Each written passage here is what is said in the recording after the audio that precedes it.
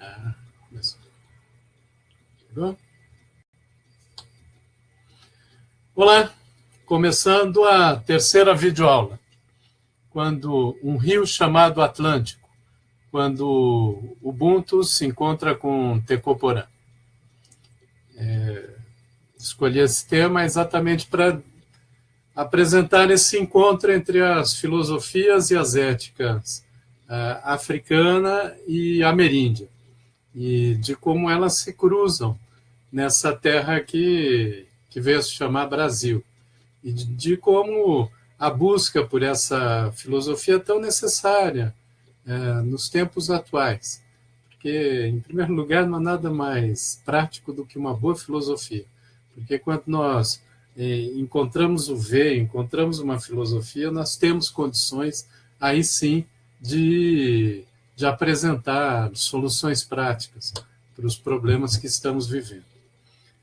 As duas primeiras videoaulas trataram sobre os temas Bem Viver e Descolonização, em que eu busquei falar um pouco sobre essa ética e essa filosofia ameríndia, tanto nos Andes quanto nas terras amazônicas, como nas terras baixas, com os povos Guarani. A videoaula passada, que também pode ser acessada pelo YouTube, eu falei sobre o tema O Brasil precisa de Ubuntu, aí tentando desenvolver um pouco sobre essa filosofia que surge no Alto Nilo, que seria também o Alto Egito, ou nas terras do Império Kush, hoje atual Sudão, um império que era governado por outros métodos de governabilidade, inclusive os reis não eram por sucessão natural, as mulheres tinham um grande papel, houve várias rainhas. Esse Império Kush, que chegou a governar o Egito por vários séculos, inclusive num período de decadência do Egito, no século 8 a.C., ele teve um papel preponderante na disseminação dessa ideia do Ubuntu, né? Que é traduzida também numa palavra, ela foi espalhando por toda a África, e em Xhosa tem também uma frase que é assim: Umuntu, Nagamuntu, Nagabantu. Uma pessoa é uma pessoa por causa das outras pessoas. Ou seja, a minha humanidade ela só acontece a partir da humanidade do outro. Não há como existir uma humanidade negando a humanidade das outras pessoas. Essa é a essência da filosofia Ubuntu. Ela cruza o Atlântico. Se é um continente irmão da América do Sul, esse continente é a África. Inclusive porque o território brasileiro ele se encaixa na África. Né? Por isso a ideia de um rio. Na verdade, é um rio com duas margens. A população africana foi arrancada de suas terras em holocausto, num processo de escravização forçada, e aqui, nessa terra, ela veio se encontrar com as populações indígenas. Mas ainda falando um pouco do Ubuntu, né? Porque normalmente as pessoas traduzem Ubuntu como eu sou porque nós somos. Fica um pouco abstrato. Aí depois da segunda aula, eu busquei encontrar algumas outras definições. Né? Na verdade, a definição mais precisa de Ubuntu, fui estudar alguns filósofos africanos, é exatamente essa. Eu só existo porque nós existimos. É mais precisa até que o eu sou porque nós somos. E o que significa o quê? Eu sou incompleto sem você. Nesse sentido, o Ubuntu tem que ser interpretado como uma alternativa ecopolítica. E ela foi praticada, não somente na África do Sul, no processo de resistência ao apartheid e de superação do apartheid, pelo Nelson Mandela e pelo Desmond Tutu. Sobre isso eu falei mais na videoaula passada, mas foi aplicada com um modelo que às vezes a gente conhece pouco, né? Que é o modelo Ujamaa, que foi desenvolvido pelo Julius Nyerere. Julius Nyerere foi o primeiro presidente da Tanzânia e era o chamado socialismo africano, um socialismo mais comunitário. O Jamaa significa viver em família, viver em comunidade. Há também, na África do Sul hoje, 800 mil empresas que funcionam pela lógica da filosofia Ubuntu. Exatamente, 800 mil empresas. São as Stockwoods. E são na verdade, é um conceito de uma família alargada, de uma família em comunidade. Por que eu recapitulo isso do Ubuntu? Porque, exatamente, atravessando o Atlântico, essa população que veio para essa terra, que veio se chamar Brasil, ela trouxe na sua essência, na sua raiz, no seu DNA, esse conhecimento. E esse conhecimento que também se aplicou... sim, gostaria de também dizer mais uma outra coisa. Tem uma palavra em Xhosa que é sociologia. Sociologia. O que é sociologia? É o trabalho em equipe. Então, esses africanos vieram com o conceito do trabalho em equipe. Aqui, eles encontraram o trabalho em equipe do motirô. Em tupi, mutirão, que é o que nós transformamos para o português. Ou seja, são dois conceitos que subsistiram em continentes, um ao lado do outro, na margem, um de cada lado, da margem do Oceano Atlântico, e que se combinavam. Eles se encontram nesse processo de resistência à escravidão, sobretudo no Nordeste. Onde? Nos quilombos. É nos quilombos que todo esse conhecimento africano ele se funde com o conhecimento ameríndio que existia nessas terras, sobretudo nas terras do litoral, mas não só.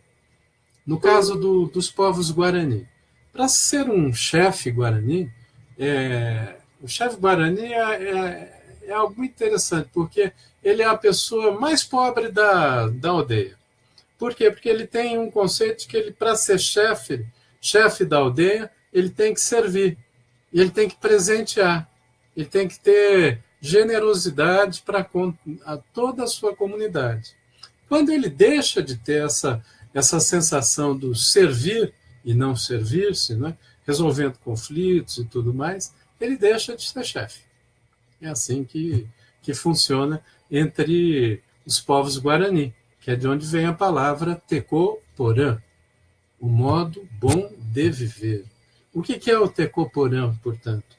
É como se desenvolver na sociedade de uma forma equilibrada com todos os demais seres do ambiente. Eu já tive várias vezes a oportunidade de ir para o Xingu, e lá eu pude dormir em várias ocas. São naves assim magníficas, de 10 metros de altura, 12 metros de altura, 50 metros de largura, em que vivem, por vezes, 100 pessoas em várias famílias, de uma forma bastante organizada. Essas ocas, elas são magníficas, porque elas são frescas durante o dia, feitas de palha, né? À noite elas são quentes, porque tem a fogueira. Para entrar nela é uma entrada pequena, então entram poucos, não entra inseto praticamente, né? Na Amazônia tem muito inseto, mas dentro da oca não entra inseto, porque elas são totalmente defumadas, por assim dizer, né? Olha só, é uma arquitetura especialíssima, né? Os grandes arquitetos não buscam construções que sejam ambientalmente adequadas, mas aí tem que usar vidro, ar-condicionado, energia e tudo mais. Essa é uma tecnologia, um modo bom de viver, de se adaptando ao ambiente, com os recursos do ambiente, e buscando também construções mais coletivas e comunitárias. O Tecoporã, ele tem o mesmo sentido do Sumac Kansai, dos povos dos Andes, que em Quechua é Sumac Kansai. também na Bolívia, todo esse modo de viver, que seria o bem viver, ele é desenvolvido e ancestralmente. As ilas, por exemplo, o que é uma ila? A ila é o que ainda não é. É uma colheita que não foi, é uma plantação que ainda não chegou à colheita, mas ela é viva, ela vai acontecendo.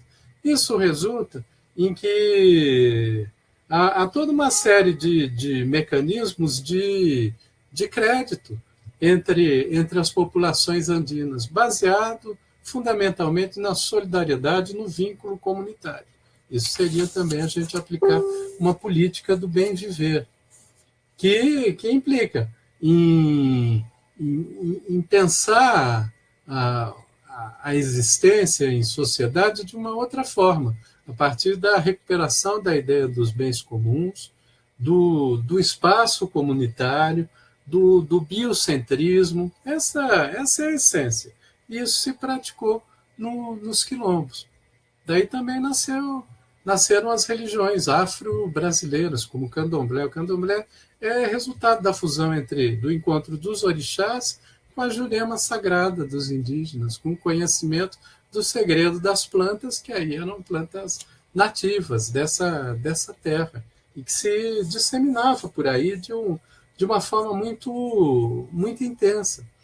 E esse sentido de generosidade que está presente entre as populações de origem ameríndia e também as populações tomadas pelo Ubuntu na África, ele vai nessa ideia da busca de coesão. Quando se quebra essa base filosófica e ética, é que os conflitos eles se estendem, como a gente vê, por exemplo, mesmo na África. Desse encontro, inclusive, há que compreender que são formas... ele não é um encontro uniforme. Ele seria... não dá para a gente pensar nessa fusão entre Ubuntu e Tecoporã como uma fusão esférica. Não é? Não é. É diferente do neoliberalismo, ou mesmo do que foi o socialismo no século XX, que é a uniformização, o monopólio. Não. No caso desse encontro, que aqui a gente vai estar chamando de bem viver, ele tem que ser um encontro poliédrico. Ele é múltiplo, inclusive nas formas de economia. Economia da reciprocidade, economia do cuidado, economia da dádiva, economia solidária. São várias formas de economia que vão coexistindo nesse processo. Exatamente porque tem esse sentido da partilha, da fraternidade, e são formas de economia que precisam estar imbricadas na lógica da vida. Daí esse sentido de uma economia viva, que vai sendo feita nesse processo. Eu também selecionei aqui para vocês uma palavra que me encanta muito, e que ela é muito próxima do Ubuntu também, que é o Incalatek. Não sei se vocês já ouviram. Ela tem origem entre os povos maia, que quer dizer eu sou o outro, você. Ou seja, é sempre esse jogo de espelhos, né, que as populações, os povos tradicionais desenvolvem. Se a gente conseguir buscar na raiz dessas duas filosofias, africana com o Ubuntu e a ameríndia com o Tecoporã ou com o bem viver, né, em português, aí são várias palavras, várias formas de expressar, dependendo do idioma, então vamos pegar pelo bem viver, a gente talvez encontre um caminho para superar esse quadro de profunda depressão em termos de ideias, em termos de perspectiva e de futuro para o nosso país. E aí eu vou encerrar aqui para vocês uma outra palavra que eu descobri nessas viagens. Esse ano eu já pude viajar muito pela América Latina, né? Desde 2011 tenho feito isso, e aí eu gostaria de lembrar, passar para vocês. Tem entre os povos Aymara, que é a maior população da Bolívia, né? O Evo Morales é a Aymara, né? O presidente da Bolívia, né? Que é o Quipur-Cama. Quipur-Cama, o que quer dizer? É um momento em que, quando a pessoa se despede uma da outra. E que significa até o dia de atrás. Eu achei isso muito lindo. Eu aprendi em Alto com um amigo de lá. Quipur-Cama. O que significa? Para a gente se projetar para o futuro, a gente tem que recorrer ao passado. E o passado ele tem que ser colocado como uma base para a própria redescoberta do presente e para a própria projeção do presente. Essa forma de pensar, que é diferente da forma europeia, né? A forma europeia é mais linear, a própria construção da história é mais linear. Também o sentido de indivíduo, né? A gente vem dessa tradição filosófica do individualismo, né? Descoberta do indivíduo, que vem até do átomo, né? Que você vai se separando. Né? No caso dos povos de ancestralidade africana e ameríndia, não só também. Na Austrália é assim também, né? Tanto que a permacultura vem a partir da base do pensamento dos povos aborígenes da Austrália. Né? Não tem esse sentido de individualismo, e sim de comunitarismo. Né? Seria talvez o caminho para a gente se superar nesse processo. Então, Quipur-Cama. E aqui eu sempre procuro falar no máximo 15 minutos para poder responder. Estou vendo que vários amigos aí, vários que eu conheço aqui, não vou citá-los todos para a gente se concentrar no debate. A ideia é sempre usar aí no máximo 30 minutos, 40 minutos, né, no total, entre essa primeira explanação e o debate. Depois ele fica no YouTube e já tem pergunta aqui. Tem alguém que já perguntou como explicar tantas pessoas depressivas atualmente. Eu tenho percebido isso. Na verdade, até a ideia de fazer essas videoaulas foi para superar esse processo, e principalmente com jovens. Né? Eu não sei se vocês têm reparado, eu tenho contato com muitos jovens, de 20 e poucos anos, jovens assim que foram de classe média, que fizeram universidade, têm muitas oportunidades, mas que vão se deprimindo, né, nesse processo. Também pessoas mais velhas também, né, exatamente por esse quadro. A gente está vivendo também um quadro de golpe de Estado, né, e de regressão civilizatória, né, que eu diria que não é só aqui no Brasil. No Brasil é acentuado, né? Daqui a pouco nós vamos voltar para a idade da lenha, né? As pessoas já não estão tendo dinheiro para comprar gás de cozinha, né? Para cozinhar a sua comida, né? E outras regressões que estão ocorrendo.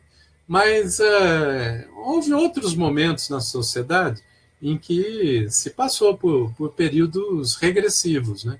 De profundo autoritarismo, ditadura militar no Brasil e tudo mais, e talvez não tivesse tanta depressão quanto o que a gente vê hoje. Eu atribuiria, arriscando, né, dizer que é falta de perspectiva e falta também de a gente ter os pés bem fincados nas nossas raízes. Não sabemos de onde viemos, aí não vamos ter como nos projetar para o futuro. Aí, sobre isso, eu até me recordo tem um livro que é muito, muito especial. Eu queria talvez recomendar para vocês. Esse aqui. Quem quiser. A edição é só em... Tá aqui? A edição é em espanhol ou em inglês, não tem em português. São Os Guardiões da Sabedoria Ancestral, do Wade Davis. É um biólogo e antropólogo que eu descobri nessas andanças e gostei muito do texto dele, né? E ele fala, inclusive, tem esse aqui é uma edição colombiana, né? E estou aqui falando para vocês e procurando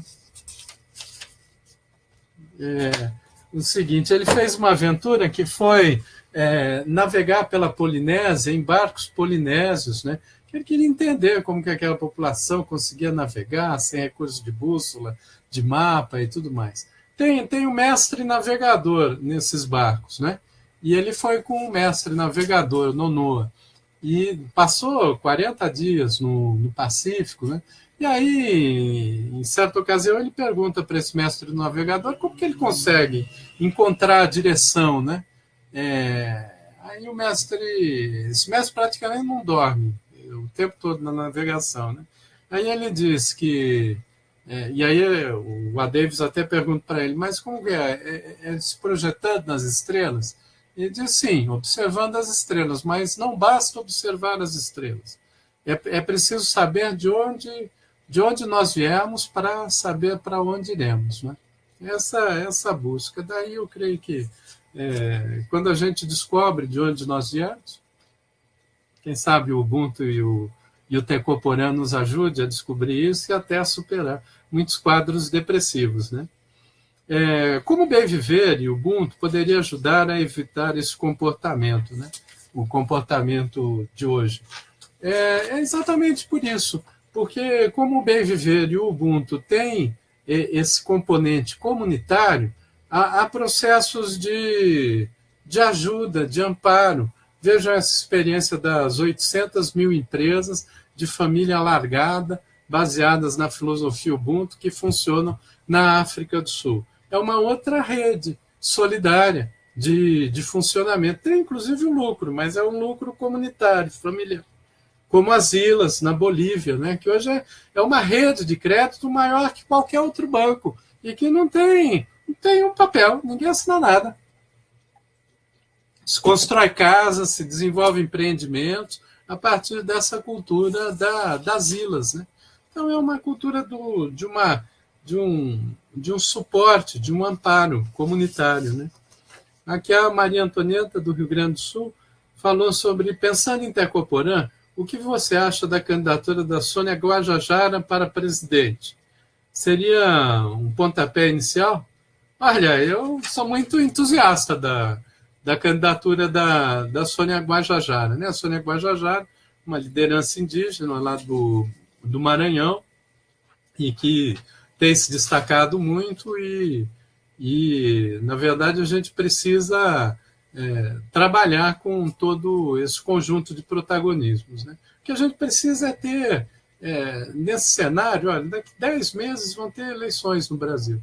É preciso que a cara do Brasil e uma cara nova que se reencontre com o seu povo, com aquele que fala de mais fundo para nós, seja descoberto, seja colocado para frente. Eu entendo que a candidatura da Sônia Guajajara para presidente da República poderia representar isso pelo simbolismo, inclusive por trazer também o feminino, né? A revolução brasileira, e eu diria que mundial, ou será feminista ou não será. Não há como pensar numa superação desse quadro de depressão profunda que o mundo está vivendo sem um reencontro com o feminino, né? No começo eu estava falando sobre os Kush, né? Que é também conhecido como os núbios, né? Que eram foi onde nasceu essa filosofia Ubuntu. A presença da mulher, as Candaces, foi muito forte. Inclusive, houve muitas rainhas guerreiras que chegaram a ter um papel preponderante nisso. Inclusive, aqui tem até uma que eu anotei, que é a Keto, que venceu os romanos. Isso antes de Cristo, entre 40 e 12 antes de Cristo, ela barrou o Império Romano, né, que chegou, conquistaram ali no tempo da Cleópatra, né, com Júlio César. Depois eles chegaram no Egito, foram adentrando, subindo o Egito. Quem barrou foi uma rainha, né? Então, o mundo do século XXI ele tem que trazer esse componente do feminino. Não necessariamente de mulher, há homens que têm esse componente do feminino também. Mais uma pergunta aqui do amigo lá do Rio Grande do Sul, Marcelo Soares. Até que ponto o Ubuntu e o Bem Viver introduzem novos agentes na superação do capitalismo, rompendo com a primazia da classe operária proposta pelo marxismo? Eu digo que o marxismo tem uma contribuição indubitável nas lutas sociais, na interpretação do mundo, sobretudo agora, a questão da luta de classes, né? O que a gente vive no Brasil é essencialmente uma questão de luta de classes, essa hiper mega plus concentração de riqueza que está acontecendo no mundo, né? Que 8 pessoas tem equivalente a 3 bilhões e meio de pessoas, a riqueza das outras 3 bilhões e meio de pessoas, né? Então o marxismo ele nos ajuda muito enquanto método e tudo mais, mas ele também tem limitações do seu tempo e também com recorte europeu, né? Apesar de ter se universalizado, a gente precisa compreender que é necessário buscar novas epistemologias.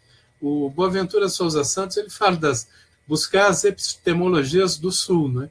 Essa tentativa com essas videoaulas é dar um passo adiante, é identificar quais são esses conhecimentos que nos podem ser úteis a darmos um passo adiante, né?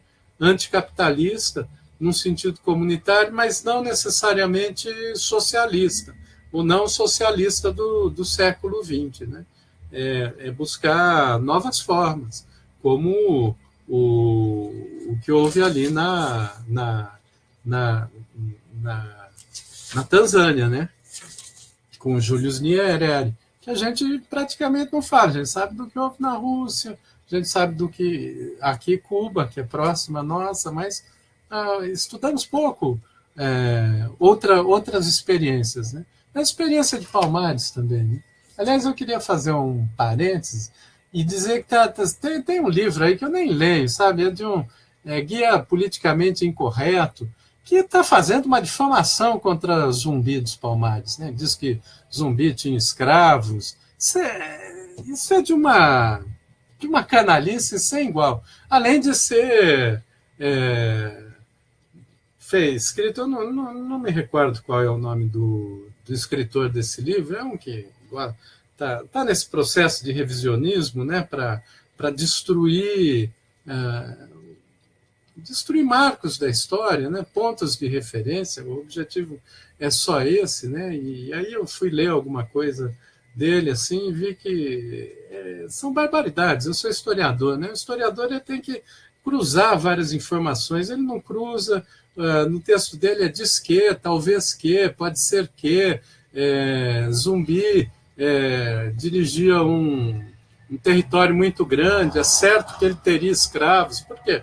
É certo que ele teria escravos, né? Ele diz, inclusive, que Zumbi é um mito criado por historiadores marxistas. O absurdo é que o único pesquisador que ele utiliza como referência é o Edson Carneiro, um grande etnólogo brasileiro, que era do Partido Comunista, isso nos anos 40. Né? O único ponto que ele coloca ali, talvez de referência a Palmares, é que havia um método em Palmares que era o seguinte: os escravizados que iam para Palmares e viviam de forma livre, né? Palmares chegou a ter 30 mil habitantes, e para 1.600 e tanto era uma grande população, né? Distribuído em alguns mocambos, alguns com 7, 8 mil habitantes, lá na Serra da Barriga e tudo mais. Havia um método que era o seguinte: quem chegava em Palmares por seus próprios meios, ele era liberto e vivia livre ali naquele espaço. E ele teria que fazer incursões nas fazendas de cana-de-açúcar, seja no período holandês, seja no período português, para capturar, para trazer outros escravizados. E aí o método funcionava, é o que se avalia e é possível que fosse assim mesmo, e até um método inteligente, era o seguinte: para que ele consolidasse a libertação dele, ele teria que libertar um outro escravizado. E assim criava um movimento de libertação de escravizados, né?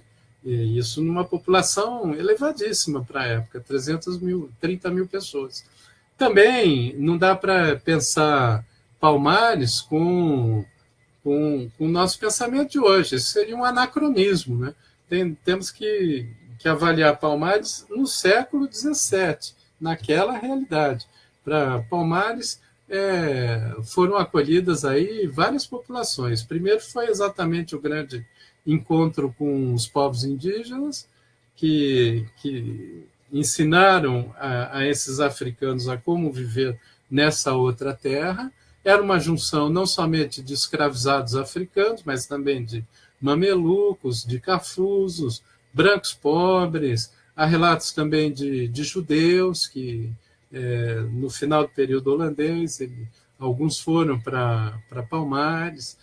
Em estudos arqueológicos há pesquisa de comércio direto, de uma produção intensa em Palmares. Havia classes sociais em Palmares. Palmares não era uma república, um reino. Há controvérsias, né, sobre isso. Eu vou mais nesse recorte de ser uma república, né? E que também tinha uma presença feminina forte, né, com Dandara, né? Mas havia classes sociais, havia os agricultores, os guerreiros, também os comerciantes. Então, não era uma república socialista, mas era a principal referência de resistência ao colonialismo, à escravidão que está acontecendo nessa terra, e tanto que ela permaneceu e permanece no imaginário do Brasil ao longo de séculos, e tanto que quando derrotaram Palmares, a pena para Zumbi foi o esquartejamento, né? Aliás, é o que o país faz. Ele esquarteja. A tradição das elites brasileiras é de esquartejar a nossa resistência e também a nossa memória, né? No caso desse livro, desse cidadão aí, eu diria que o que ele está fazendo é querer esquartejar a memória. E aqui tem mais alguém colocando alguma outra questão. Então, eu gostaria, assim, também de, meio que para finalizar, colocar aqui, se a gente pensa em Ubuntu e pensa em Tecoporã, a gente pode pensar numa recriação da política, em bases comunitárias. Isso depois poderia se desdobrar, mas mais adiante eu vou tratar de novo desse tema, que seria a ação municipalista, né, com o recorte municipalismo libertário e cidadanismo. Mas como que se pode aplicar a filosofia Ubuntu e a filosofia do bem viver no municipalismo? Se fala muito de reforma política. O papo de reforma política que tem hoje no Brasil é como que eu vou conseguir me eleger melhor, né? É só isso. Só mudanças cosméticas. Talvez uma boa mudança seria a possibilidade de se admitir listas cidadãs ou partidos comunitários ou partidos municipais, que podia começar a partir de 2020. Seria uma forma de quebrar esse processo de verticalização e de atrelamento das comunidades aos partidos políticos do sistema, que aí a construção de uma lista cidadã no município podia passar de fora do interesse partidário e colocar o interesse comunitário, cidadão, para a resolução dos problemas da cidade, prescindindo, inclusive, do partido político. Isso pode ser. Isso é praticado, veja, na Bolívia é um Estado plurinacional. Há formas de gestão diferentes, né? Inclusive com as populações indígenas. A zona da Chiquitania, que é aqui perto do Mato Grosso, né, em Santa Cruz, com os Guarani também, são áreas independentes e formas independentes de construção de política. A gente poderia pensar em outras formas, em comunidades indígenas, e, por que não, nos municípios. Aí a gente experimenta nos municípios e depois, dali um tempo, vai avançando nos níveis, né? Mas seria uma forma de inverter de quebrar a lógica dos partidos políticos, que hoje têm o monopólio da representação política. Isso aplicando essa ética, essa filosofia na política, digamos, institucional. Né? Também na economia, a mesma coisa. Pensar em mecanismos de coexistência econômica, né? Como eu falei, economia da dádiva, da reciprocidade, do cuidado, economia solidária, tudo isso coexistindo. E mesmo as formas de propriedade. A gente tem uma ideia de que ou a propriedade é estatal ou é privada e cada vez mais monopolizada. Né? As pessoas acham natural assim, ter mega monopólios, como esse aqui do Facebook, né? Porque o capitalismo ele não é livre iniciativa, ele é monopólio, né? No fundamental. Tem iniciativa ali para abrir um restaurante, uma lojinha de esquina, e olhe lá, até isso é controlado. Pois bem, com o Ubuntu e com o Bem Viver, é a diversidade econômica, em que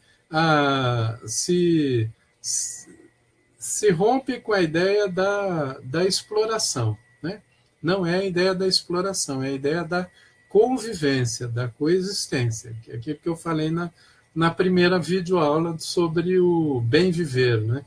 Se a gente quer compreender bem o que é um bem viver, é pensar nas três harmonias. A harmonia do indivíduo com ele mesmo, do indivíduo com a coletividade humana e da coletividade humana com os demais seres, inclusive os seres invisíveis. Né? A gente tem o reino mineral, tem o reino animal, tem o reino vegetal, mas também, para esses povos, a água é um ser. Ela tem o seu arraio, que é o espírito vital. Isso é em Aimara também, lá no andino, né? Essa palavra, né? Arraio. E esse espírito, ele está presente, são os sentidos que estão nas ondas, está presente na inteligência da terra, dos minerais, enfim, está presente no ar, no fogo, como energia vital. E tudo isso está presente nessa nova construção, que pode ser aplicado como modelo de sociedade. Daí a necessidade de a gente se descolonizar. Porque quando a gente tem uma mente colonizada, a gente acha que só aquilo só tem um caminho. Não. Para os nossos povos ancestrais, há muitos caminhos, desde que eles tenham esse sentido da partilha, do compartilhamento e da convivência. Tanto que não é possível falar em desenvolvimento para os povos indígenas, em especial. Né? Eles não trabalham com esse conceito. Vejam, desenvolvimento é desenvolver, é separar do envolvimento.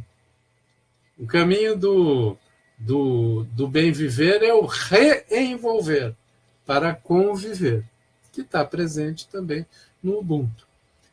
Por último, queria também falar sobre uma outra questão que, às vezes, as pessoas confundem Ubuntu com pacifismo. Ubuntu não é pacifista. Para o Ubuntu, a minha humanidade ela está ligada à humanidade dos outros. Aí a solução na África do Sul foi, num país com 40 milhões de habitantes na época, 5 a 6 milhões de origem europeia, que dominavam o país. Tinham o maior exército da África, até bomba atômica, produzida em colaboração com Israel. Né? Eles tinham. Qual seria a solução para superar o apartheid? Ir para o confronto no olho por olho e expulsar toda aquela população de origem europeia, que também está no sul da África desde o século XVIII, são quase 300 anos que eles estão lá, desenvolveram até um idioma próprio, que era o afrikaner, né? Que era uma fusão com o holandês e também dialetos do sul da África, com francês, com inglês, é uma mistura. E Essa seria a solução? Não seria. A solução seria manter a África do Sul agonizando em guerra e isso se espalhando por toda a África do Sul. Então, a solução era superar a partir de um processo da busca do perdão, né? Mas é um perdão em que se busca a verdade, que é a identificação do fato, e um processo de reconciliação. Aí, inclusive, a grande palavra utilizada, essa eu aprendi com Desmond Tutu, no livro dele, né, que é o livro do perdão, né, que é Nidicel Ucholo, que em Xhosa quer dizer peço paz, ou seja, perdão para essas populações é pedir paz. Então foi isso. Afinal, todas as humanidades estavam indissoluvelmente vinculadas. Daí essa solução. Mas não necessariamente o Ubuntu é um pacifismo, assim, e um imobilismo, muito pelo contrário. Um outro parênteses também, vocês sabem que Mahatma Gandhi ele desenvolveu todo o pensamento dele na África do Sul. Depois, ele era de origem indiana, advogado, mas que vivia na África do Sul. Tem uma grande população de origem indiana também vivendo na África do Sul, depois que ele voltou para a Índia e aplicou todo esse conhecimento. Só para, às vezes a gente, né, que a África sempre fica abandonada, parece que é sempre vítima, né? Não, tem pensamentos potentes que foram produzidos daí.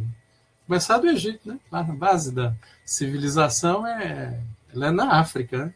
Só que a gente vai, né, nos cursos de história, parece que o Egito é algo, está num continente à parte, né? Aqui, já indo para o encerramento, tem aqui o Alex Ramos, é uma só, né? Penso que para acordar a maioria das pessoas para uma mudança real, seria necessário mudar nossos referenciais. Os conhecimentos indígenas são largamente ignorados no ensino. Precisamos valorizar o modo de conhecer deles para poder incorporar seus princípios éticos. Como podemos fazer esses saberes para... Como podemos trazer esses saberes para o ambiente da escola? Exatamente.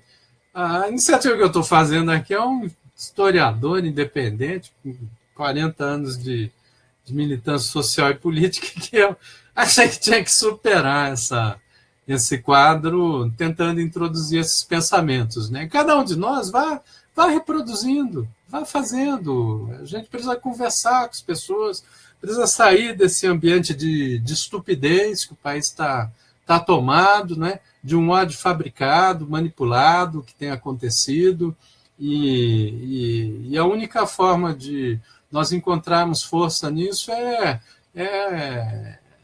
nas nossas raízes, né? E isso está presente. Às vezes, algumas pessoas falam, mas você vai falar de filosofia africana, indígena, nos tempos atuais? Sim, eu acho que era o mais necessário para se fazer, inclusive porque o Ubuntu está presente onde? Na roda de... Aliás, vi aqui mestre Dinho Nascimento da capoeira, né? Está presente na roda de capoeira, está presente no grito de capoeira, está presente na roda de samba, na roda do jongo, o mutirão que se faz aí pelas periferias. Hoje teve o ato do MTST, 30 mil pessoas lá no Largo da Batata, né? Com Caetano Veloso, o Criolo e tantos outros cantando, né? Ele acontece como? Pelo mutirão. Vem de onde? Do motirô, do tupi. Vem dessas práticas comunitárias. E elas precisam ser colocadas, porque a hora que um povo ele conhece as suas raízes, aí não tem quem impeça a árvore de crescer, né? Enfim, era o que eu tinha para dizer por hoje. Queria também convidá-los para a próxima videoaula. Aí vai ser sobre o ecossocialismo. E o título será Ecossocialismo, uma alternativa ao capitalismo e ao socialismo também. Porque eu uso isso, quero usar até como uma provocação. Ecossocialismo não é só junção do eco com o socialismo. Ele é uma recriação desse processo histórico que a gente vem desenvolvendo. E se esse pensamento ex-socialista ele tiver os pés bem fincados nas nossas raízes ancestrais, africanas e indígenas, eu avalio que ele será ainda mais potente. E a gente vai conseguir superar toda essa miséria de debate político e de falta de perspectivas que nós estamos vivendo.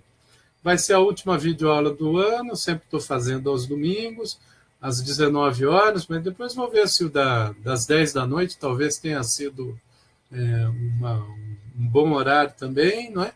E depois, no começo do ano, eu fecho esse ciclo mais teórico com o tema cidadanismo e municipalismo libertário, aí introduzindo as ideias do Bookchin, um ecologista já morto, norte-americano, que tem um pensamento bastante original e que ainda é pouco estudado no Brasil. Ele tem formação marxista, trotskista, depois ele abraçou mais o anarquismo, mas numa outra perspectiva, e eu quero tratar disso. Aí fecha esses cinco debates, como para quem está chegando agora, todas essas videoaulas ficam no YouTube, podem divulgar à vontade, e depois de terminar esse ciclo, eu estava pensando em propor um desafio. Com base nesse pensamento todo, como que nós poderíamos construir um projeto de Brasil, um programa para o Brasil? Mas alternativa a esses personalismos, porque está muito na mesmice, né? Então, vamos pensar para adiante. Aí a gente vai tratar como que o Ubuntu, como que o bem viver, como que o ecossocialismo, como que o municipalismo libertário pode ajudar a gente a construir uma proposta de previdência, de reforma política, uma discussão para as questões da educação, da agricultura, e por aí vai. Então, fica aí o desafio. Queria agradecer muitos amigos. Estou lendo aqui, que honra aqui, tem o Denis de Oliveira, professor da USP, do Quilombação. Aí é uma responsabilidade, Denis, falar do Ubuntu, né? Tem aqui amigos de Lisboa e vários outros, enfim, um agradecimento. E vamos continuar, porque nós vamos fazer desse Brasil, nós vamos superar essa depressão e vamos fazer com que o Brasil seja um país bom e justo para todo mundo. Mas para isso é bom, quem sabe a gente, quem sabe não, mas com segurança, a gente precisa caminhar com o Ubuntu e o Tecoporã. Nossos ancestrais fizeram isso e construíram essa civilização colorida chamada Brasil.